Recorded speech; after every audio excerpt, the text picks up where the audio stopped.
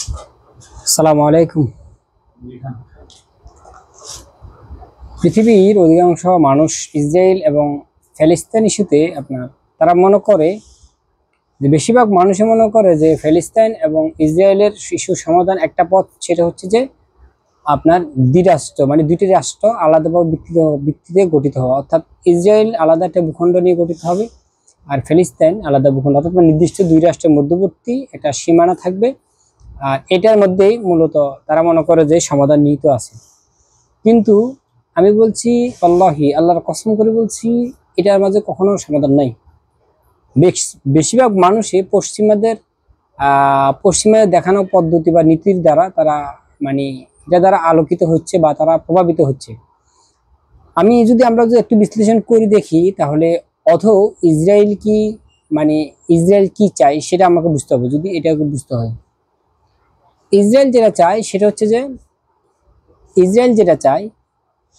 যে ইসরায়েল ভূখণ্ডে ইসরায়েল সামরিক শক্তি দ্বারা প্রভাবিত হলো ইয়াসিন আরাফাতের মতো ফুতুল একটা রাষ্ট্র প্রতিষ্ঠিত হবে, রাষ্ট্রনায়ক প্রতিষ্ঠিত হবে, যারা ফুতুল, যাদের কোনো সামরিক শাসক থাকবে না। আর এই কথাটাই আপনার মার্কিন প্রশাসন, কংগ্রেসও বলছে এবং জো বাইডেন একই কথা বলছে। আমরা চাই ফিলিস্তিনি তাদের ভূখণ্ড তারা শাসন করবে, যেখানে তারা নিরস্ত্রীয় একটা রাষ্ট্র গঠিত হবে, যেখানে অস্ত্র থাকবে না। অর্থাৎ ফিলিস্তিন ভূখণ্ডে ফিলিস্তিনের কোনো সার্বভৌমত্ব থাকবে, সবকিছু থাকবে, তাদের কোনো অস্ত্র থাকবে না এবং তাদের পছন্দ, অর্থাৎ ফিলিস্তিনিদের নিজস্ব পছন্দ না, বরং আপনার ইসরায়েল অথবা পশ্চিমাদের সমর্থিত কোনো একজন শাসক দ্বারা পরিচালিত হবে। যেমনি ভাবে আমরা দেখছি পিএলওর প্রেসিডেন্ট তথা আপনার ইয়াসিন আরাফাতের মতো একজন একজন মুনাফিক দ্বারা রাষ্ট্র পরিচালনা করেছিলেন। ইয়াসিন আরাফাতের মতো একজন মুনাফিকের কারণে আজকে প্যালেস্তাইনিদের এই অবস্থা। তো প্যালেস্তাইনে যদি এখনো যদি তারা যেমনটি আগে সেকুলারিজম বিশ্বাস ছিল, পিএলওর কেউ সেকুলার ছিল, কেউ ধার্মিক ছিল, কেউ আস্তিক ছিল, কেউ নাস্তিক ছিল, বিভিন্ন ধর্মাবলম্বী লোক ছিল পিএলওর মাঝে। ঠিক এখনো যদি তারা যে চিন্তা করে পিএলওর মতো যদি তারা চিন্তা করে যে এখনো তাদের মতো নাস্তিকতা অথবা আস্তিক তাদের সমষ্টিগতভাবে ফিলিস্তিনের স্বাধীনতা বা ফিলিস্তিনের সার্বভৌমত্ব বা ফিলিস্তিনের রাষ্ট্রে শান্তি প্রতিষ্ঠা করা সম্ভব, তাহলে ওরা প্রত্যেকে ঘুমের ঘর আছে। কারণ হচ্ছে জো বাইডেন যেটা বলছেন যে তারা চায় অস্ত্রবিহীন একটা শাসক ফিলিস্তিন ভূখণ্ডে, যারা ফিলিস্তিনিদের থেকে নির্বাচিত হবে।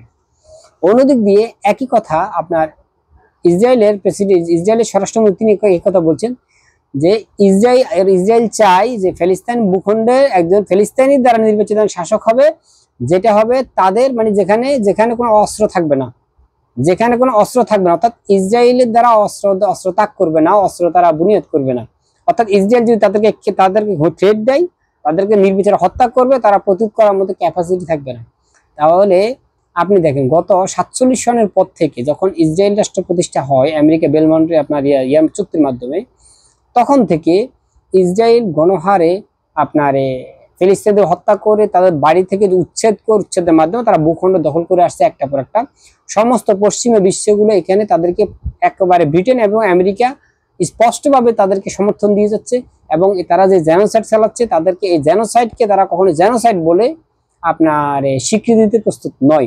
রিসেন্ট আমরা দেখেছি যে ইন্টারন্যাশনাল আইআইসি, যেটা ইন্টারন্যাশনাল যেটা ল, তারা বলছে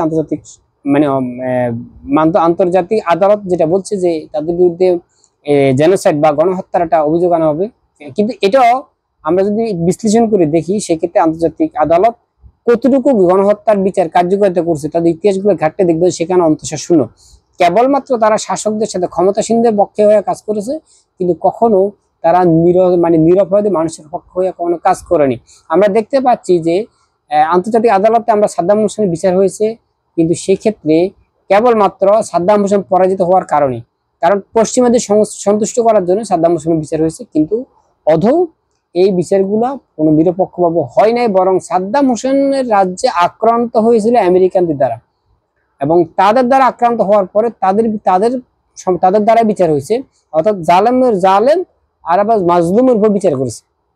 তাহলে এই হচ্ছে অবস্থা। তাহলে আমি বলবো যে যারা চিন্তা করে পশ্চিমাদের হস্তক্ষেপের মাধ্যমে ইসরায়েল এবং ফিলিস্তিনের দুই রাষ্ট্র